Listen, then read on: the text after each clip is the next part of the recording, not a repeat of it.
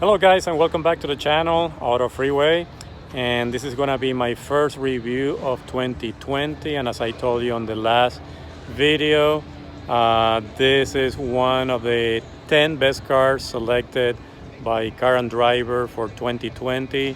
If you have followed Car and Driver over the last few years, they have always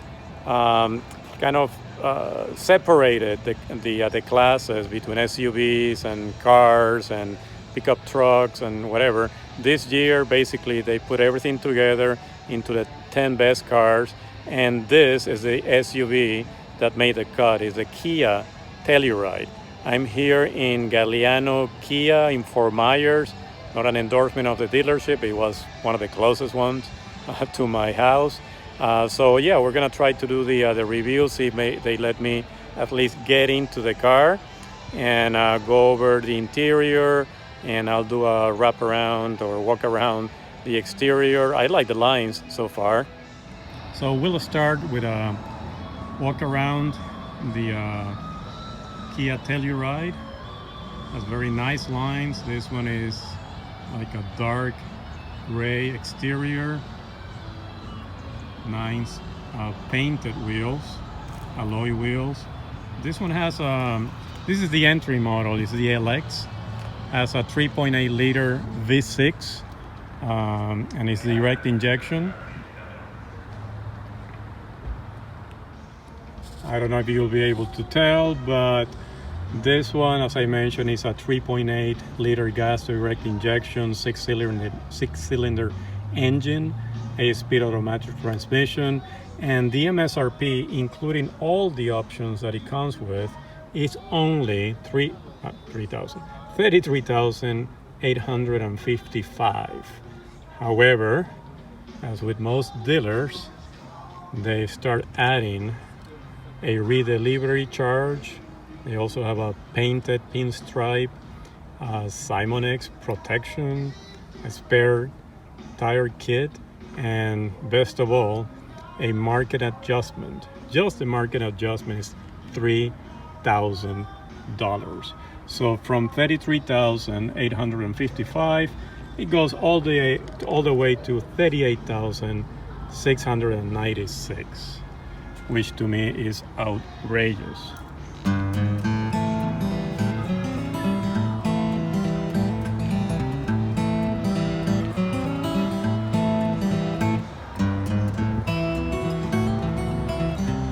But the lines are very nice, contour lines. It has Pirelli tires, a pinstripe that you can barely see, that I would assume the dealer installed for almost $300. And as I said, we'll see if we can get a look at the interior. But from the exterior, it looks very nice. Let me see what are the other options that are included in the basic price. This is the LX, which is a basic, and then you go to, I believe it's the S, and then two more, and then obviously the prices keep going up and up. So this one, among the safety features, it has a dual front advanced airbags, seat mounted side and full length curtain airbags, electronic stability control, and a bunch of other things. Interior has a leatherette seat trim, which actually looks very nice, at least from the outside. Almost looks like leather, but it's leatherette. And what else in terms of safety? Let me see. So yeah, it also has the parking distance warning reverse, the smart cruise control with stop and go, the rear occupant alert with ultrasonic sensors, the safe exit assist, and the smart key with push button start. This is the S version, which is the step up from the LX version. Same basically lines, but more upgrades. I think that the seats are now leather interior instead of leatherette. I'll check on that. And this one, the MSRP with all the options included is $36,155. And of course, once you start adding all the stuff that the dealership adds, it goes to $40,996. So basically another $4,000 of not necessarily needed add-ons, but essentially the same lines.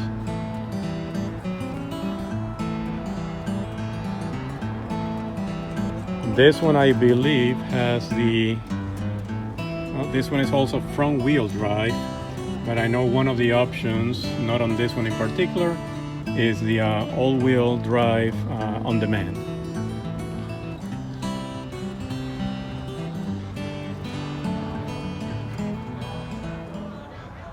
So we're gonna get on this one, the 2020 Kia Telluride, and take a look at the interior. Still the LX model, which is the base model. So yeah, I'm inside the Kia Telluride, and I can tell you it is very ample, as most SUVs are. I don't know if you can take a look in the back. You know, that's with the most of the seats retrieved, folded, so it has plenty of storage space. And then you have a fairly simple dashboard, all your essentials. You know, in the wheel you have your controls for volume, phone, cruise control, etc. You have, I believe this is a touchstone screen. Then your air conditioning, again basic dials, very simple to use.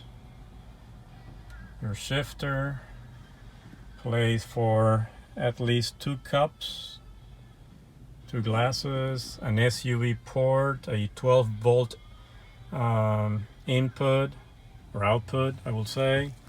Your glove compartment, of course.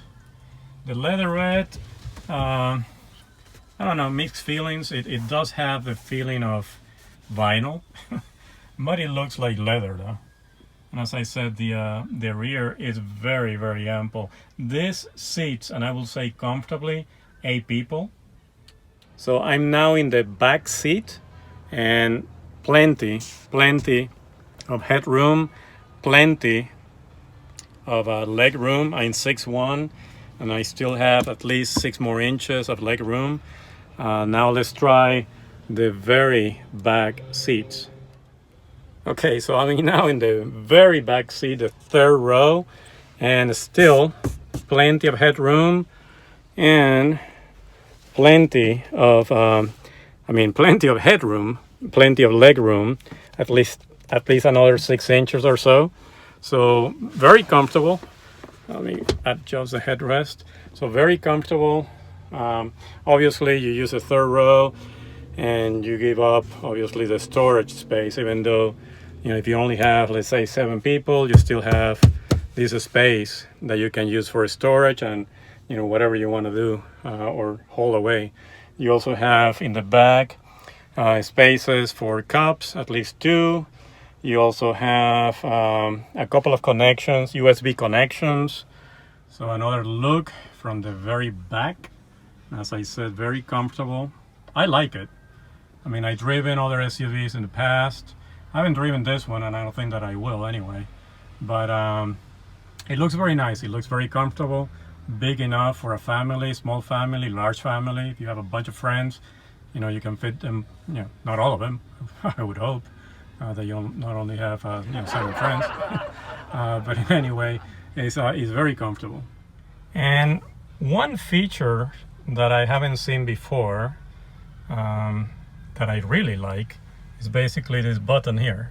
Just press it and the seat moves forward, and it actually works on both.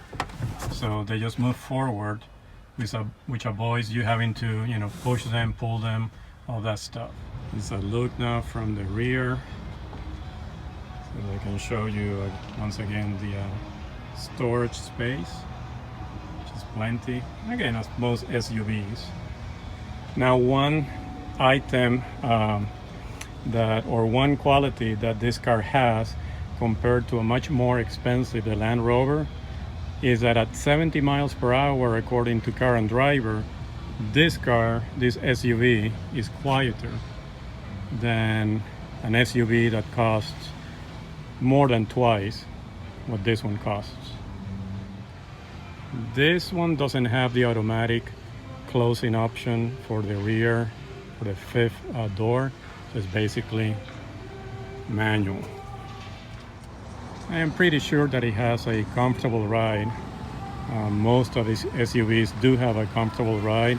Worst of all is the market adjustment of $3,000. Obviously, since it is a brand new model, that's where they get you on the market adjustment. That's why, for example, the Corvette, the new C8, even though the MSRP is going to be in the mid 50s to upper 50s, most dealerships are adding anywhere from $10,000 plus to the cost of the Corvette C8. Okay, so I hope that you liked the review. I will give it a thumbs up for this car. Well, for the video too, if you liked it. We'll see. But for the car, yeah, I will give it a thumbs up. Plenty of space for an SUV, a passenger SUV, lots of power with the V6 3.8 liter, four-wheel drive or front-wheel drive. But you can get the option, one of the options maybe in the more advanced models, the S model, or I can't remember what the other ones are, is the all-wheel drive on demand. But if you're in Florida, not necessarily all of you are, but if you're in Florida, you don't necessarily need an all-wheel drive on-demand car. So this is my first one for 2020, the 2020 Kia Telluride SUV, one of the 10 best cars according to Car and Driver. Let me know in the comments if you like more in-depth information about the cars that I'm reviewing. As I have mentioned several times, I'm not a petrolhead, so I can't talk about the mechanics or all the stuff associated with the engine. I can give you some of the specs and I will post them either on the video itself or below, so you can get more information about the vehicle. But again, thumbs up on this vehicle. I liked it. I don't know how it drives, but I would assume that it drives well. I have driven other Kias before, so I'm assuming that one of their top-of-the-line vehicles is going to drive well and comfortably. At least it has the space for a bunch of people. In addition to that, my next video is probably going to be a review of a pickup truck. Again, one of the 10 best selected by Car and Driver, the Ram 1500. So I'll look for a dealership that has that car, and I'll do that review.